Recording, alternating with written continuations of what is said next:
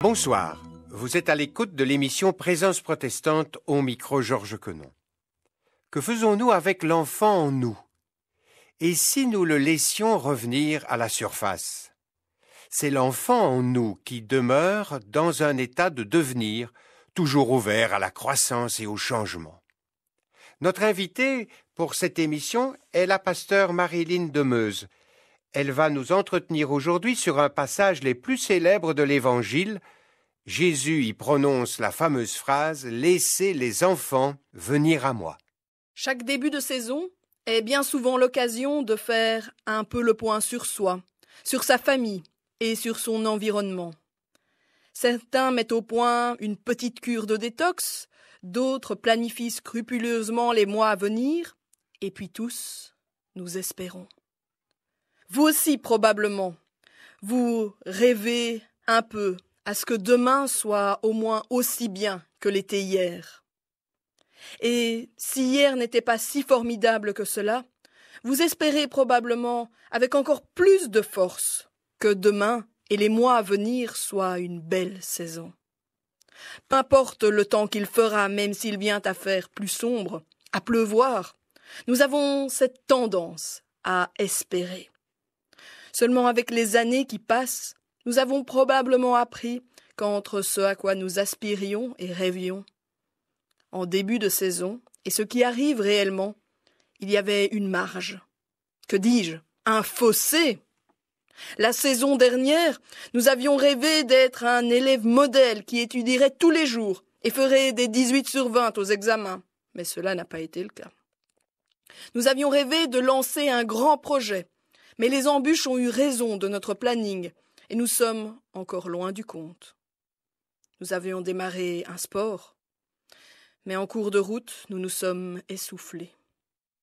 Alors la vraie question aujourd'hui n'est pas tant de savoir ce que nous espérons, mais comment y parvenir durablement.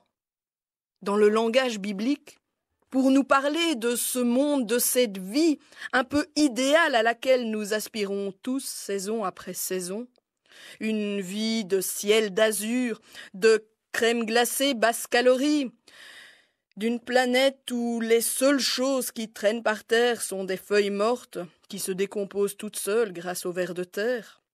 Le Nouveau Testament, plutôt que de nous parler du paradis, nomme cela dans la bouche de Jésus le royaume de Dieu. Un terme bien savant qui recèle en réalité ce que nous souhaiterions voir advenir, mais qui n'arrive jamais ou tellement rarement. Heureusement, le Christ ne se contente pas de nous donner une belle définition du monde idéal, il nous donne la solution pour y parvenir. Notre temps est court, alors nous ne prendrons ensemble qu'un passage qui est déjà source de réponse. Ouvrons ensemble l'Évangile de Matthieu, au chapitre 19, les versets 13 à 15, et en particulier le 14. Alors, on lui amena des petits enfants, afin qu'il leur imposât les mains, et pria pour eux. Mais les disciples les repoussèrent. Alors Jésus dit, « Laissez les petits enfants, et ne les en empêchez pas de venir à moi. Car le royaume des cieux est pour ceux qui leur ressemblent. » Il leur imposa les mains, et il partit de là.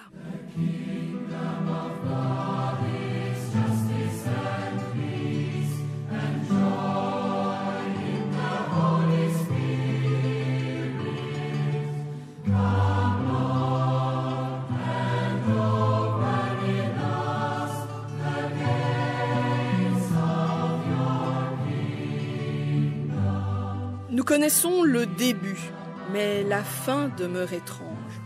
Arrêtons-nous un instant sur ces mots. Car le royaume des cieux est à ceux, pour ceux qui leur ressemblent. Un monde heureux, harmonieux, où les gens auraient du respect les uns pour les autres, pour la planète. Une telle ambiance de vie serait possible à ceux qui ressembleraient à des enfants, à des petits-enfants. Nous pourrions arriver à une vie plus heureuse, notre monde pourrait être mieux si nous nous mettions à agir à être, à parler, à penser, comme ces jeunes gens en culotte courte? Qu'est-ce que cela veut dire concrètement? Quand nous écoutons les neuroscientifiques et certains médecins ou pédagogues tels que Maria Montessori parler des enfants, et si nous observons bien nous-mêmes les enfants, nous découvrons qu'ils ont certaines caractéristiques bien à eux, qui sont fascinantes et enrichissantes pour notre être et pour notre quête d'un mieux vivre dans nos vies et dans la société. Examinons ensemble cela. Une première caractéristique de l'enfant est qu'il vit et aime le réel. Il vit dans un monde réel et dans l'instant présent. S'il veut jouer au ballon maintenant, il veut y jouer maintenant. Si pour une raison ou une autre, l'appel d'un parent pour le repas, les aboiements d'un chien, il est stoppé dans son élan, il laissera son ballon, mais n'y reviendra peut-être que plusieurs jours plus tard. Après l'heure, ce n'est plus l'heure, et il n'y aura plus forcément l'envie. En tant qu'adultes, nous gardons des élans et des envies. Par moments, nous sentons l'énergie pour faire un travail ou pour vivre une séance de sport, mais nous nous laissons si facilement distraire des beaux projets que nous avons. Que serait notre vie, notre monde, si nous étions plus à l'écoute de nous-mêmes et de nos bonnes pulsions, de celles qui construisent notre être et notre environnement? L'enfant qui vit dans le monde réel est aussi celui qui s'intéresse à tout ce qui lui est présenté et le considère comme réel, comme vrai, ayant de la valeur, de l'intérêt. Le tout-petit vit dans le monde tangible que nous connaissons, et non pas dans un univers parallèle, un dessin animé ou un jeu, à moins bien sûr qu'il ait été plongé dedans. Lorsque la possibilité lui est donnée, un enfant prend plaisir à manipuler le vrai, le beau, et préférera toujours manipuler un vrai couteau plutôt que la version plastique qui ne coupe pas. Utiliser un verre qui pourrait casser. L'enfant préférera construire avec des cailloux et des bouts de bois que de construire artificiellement. L'enfant veut expérimenter, manipuler et comprendre ce qui l'entoure. Cet intérêt qu'a l'enfant pour le réel, pour la découverte de ce qui est autour de lui, nous l'avons encore au fond de nous. Pouvons-nous le refaire surgir au plus profond de nous? Quand a eu lieu la dernière fois que nous nous sommes intéressés aux arbres qui poussent autour de chez nous pour en connaître les noms et nous émerveiller de leur diversité? Quand avons-nous pris le temps de sortir, de rencontrer, de converser avec nos amis, nos voisins, notre famille? En été, nous osions pointer le bout de notre nez dehors. Et encore, quand il ne faisait pas trop chaud. Mais qu'en est-il durant les autres saisons? Combien de temps passons-nous devant les écrans de télévision à regarder des belles images de mondes paradisiaques qui aujourd'hui n'existent plus pour cause d'avoir été envahis par nos déchets, ou à regarder des fictions divertissantes mais irréelles? Une seconde caractéristique du petit enfant est qu'il absorbe tout. On le sait. Quand on utilise certaines expressions un peu souvent, l'enfant repère et répète, et vous le retrouvez en train d'utiliser les mots exacts qui sont sortis précédemment de votre bouche ou de celle d'une autre grande personne. Parfois c'est mignon, mais d'autres fois, avouons-le, c'est horrifiant. C'est là où l'adulte se dit qu'il doit faire attention à ce qu'il dit devant un petit enfant, car même s'il ne dit rien sur le moment, il retient tout intérieurement. Bon, cela a son côté pratique, et les coachs en langue l'ont bien compris en proposant des cours de langue quasiment dès la naissance pour permettre à l'enfant d'acquérir sans difficulté une autre langue.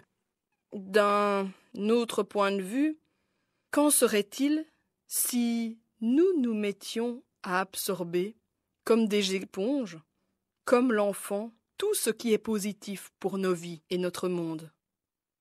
Quels soins donnerions-nous à l'avenir à ce que nous ingurgitons, pas seulement par notre bouche, mais par nos yeux, par nos sens? Il y a cette expression un peu curieuse d'un gastronome français, Antonelme Brillat-Savarin. Il disait « Dis-moi ce que tu manges et je te dirai qui tu es. » Oui, qui sommes-nous et qu'allons-nous être?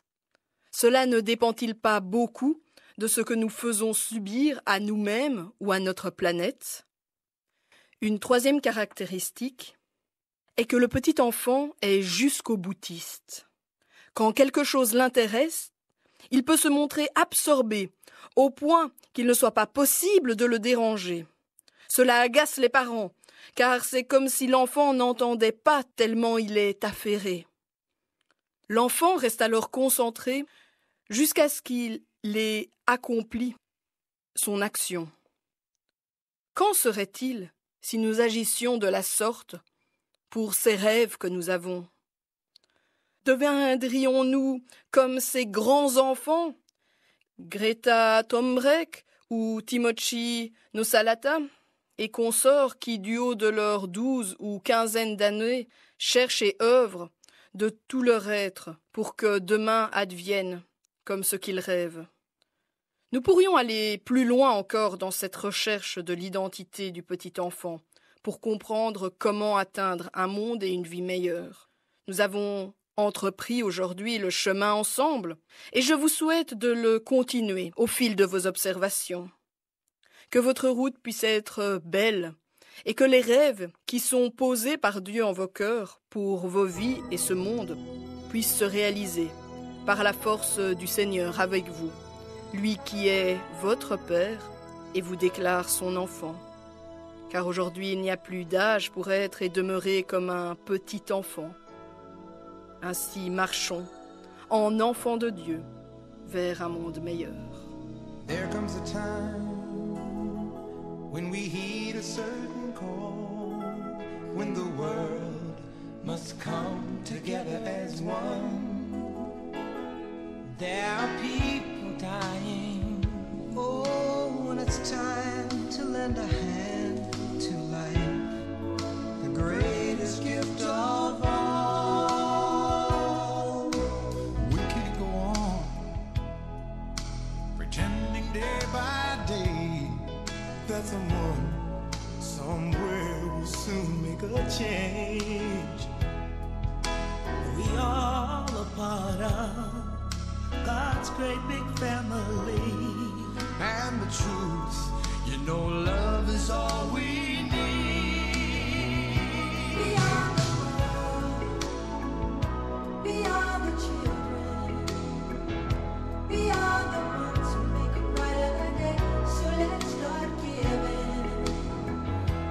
There's a choice we're making. We're saving our own lives. It's true, we make a better day, just you and me.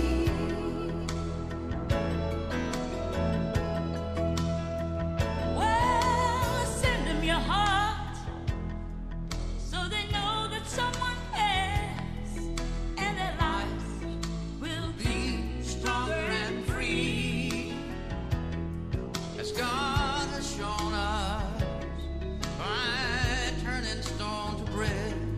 And so we all must lend a helping hand. We are the world. We are the children. Vous pouvez réentendre la méditation de la pasteure Marilyn Demeuse sur Ovio et aussi sur notre site www.aprt.be. Je vous souhaite une bonne soirée sur la première et à samedi prochain.